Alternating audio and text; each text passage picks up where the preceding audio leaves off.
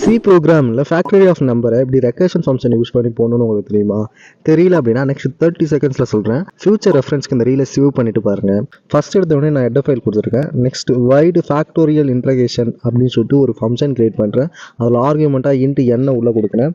So அடுத்து வந்து ஒரு வேரியபிள் ஆன்ஸ் ஈக்குவல் 1 அப்படின்னு ஒரு வேரியபிளும் ஃபார் லூப்பில் ஒரு கண்டிஷனை செக் பண்ணி அதை ஆன்ஸ் இன்ட்டு ஐ அப்படின்னு சொல்லிட்டு பெருக்கிட்டு அது என்ன ஃபேக்டோரியல் அப்படின்றத ஆன்சர் போகிற மாதிரி போட்டிருக்கேன். இது வந்து நார்மலாக ஃபேக்டோரியல் போகிறதுக்கானது. ஸோ நெக்ஸ்ட்டு வந்து ஃபேக்டோரியலில் ரெக்கர்ஷன் ஃபங்க்ஷன்ஸை யூஸ் பண்ணி எப்படி போகிறதுன்னு பார்க்கலாம். இன்ட்டு ஃபேக்டோரியல் அப்படின்ற ஃபங்க்ஷனில் இன்ட்டு என் அப்படின்ற ஆர்குமெண்ட்டை உள்ளே கொடுக்குறேன். இஃப் என் ஈக்குவல் 0 இருந்துச்சுன்னா ரிட்டன் 1 ரிட்டன் பண்ணு. இல்லை அப்படின்னா return n into factorial n-1 அப்படின்னா இந்த ஃபேக்டோரியல் ப்ரோக்ராமை திரும்ப அதை கால் பண்ணணும். அது வந்து n-1 வச்சு திரும்ப கால் பண்ணணும். எப்போ வந்து இந்த n ஈக்குவல் 0 அப்படின்ற கண்டிஷன் வருதோ அப்போ வந்து ரிட்டன் 1 ரிட்டன் பண்ணிட்டு எக்ஸிட் ஆகிடும் அந்த ஃபங்க்ஷன்ல இருந்து. ஸோ இன்ட்டு மெயின் ஃபங்க்ஷனில் இன்ட்டு n